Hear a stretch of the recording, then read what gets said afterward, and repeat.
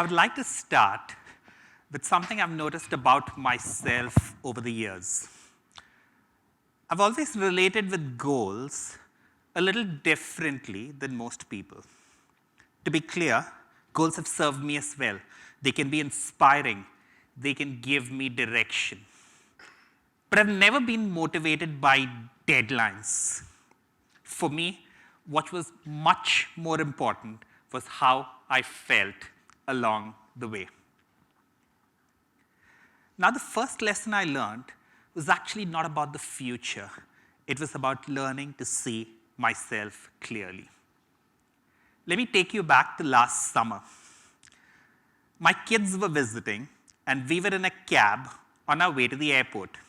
I was sandwiched between Kabir, 12 years old, to my left, and Krish, who's 9, on my right. The cab drew up at the curb. Kabir got out and absent-mindedly closed the door behind him. I had to catch it to stop it from breaking my leg. After we'd loaded the luggage on the trolleys, I invited him to gently reflect, "Hey Kabir, did you notice what happened there? I'll invite you to be a little bit more present, not just to what you needed, but what was going on around you." Now, Krish drew up by my side and casually remarked, Dad, there you go, being a hypocrite again." I was a little shaken. "Tell me more," I asked. The backstory.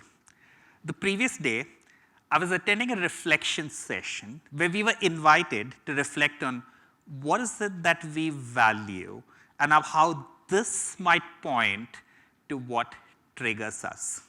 In that session, Krish overheard me talking about how I value understanding, congruence.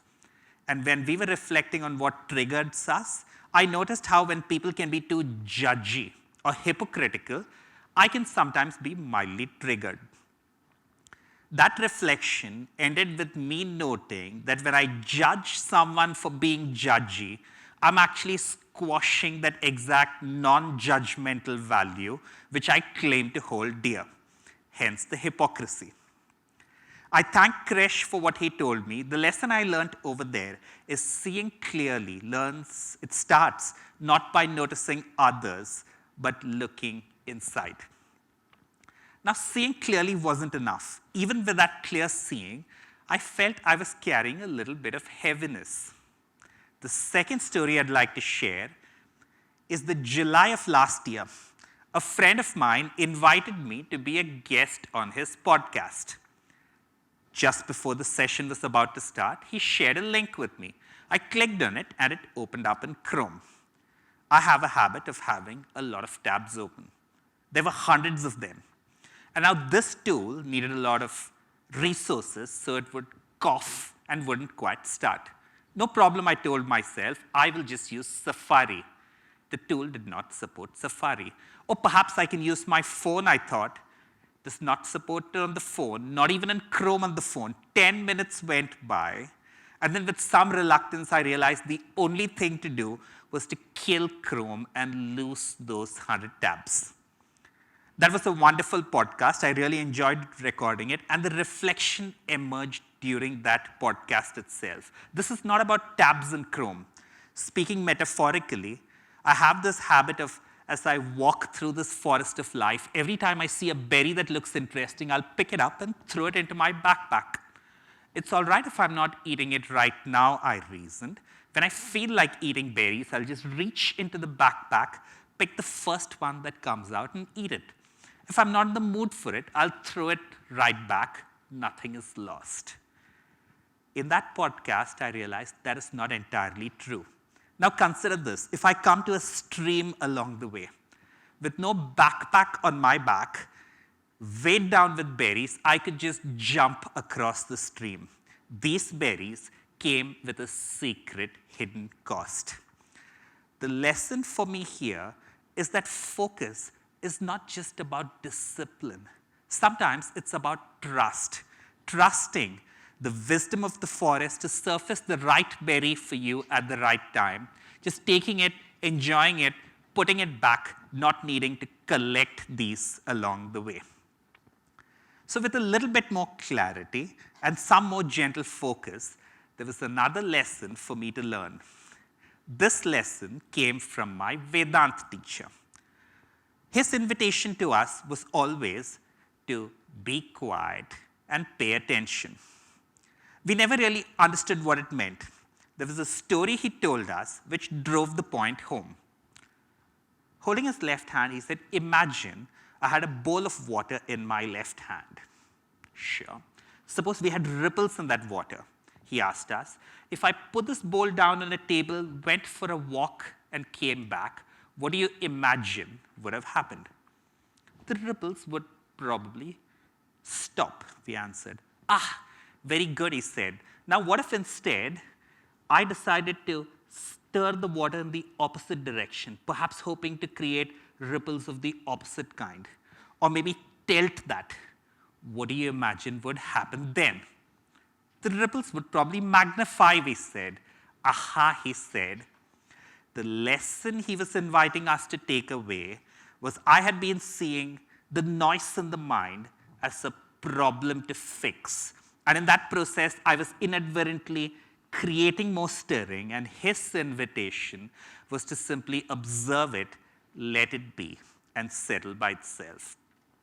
Now, these are three cute little stories, but what does it mean in terms of how I show up in everyday life?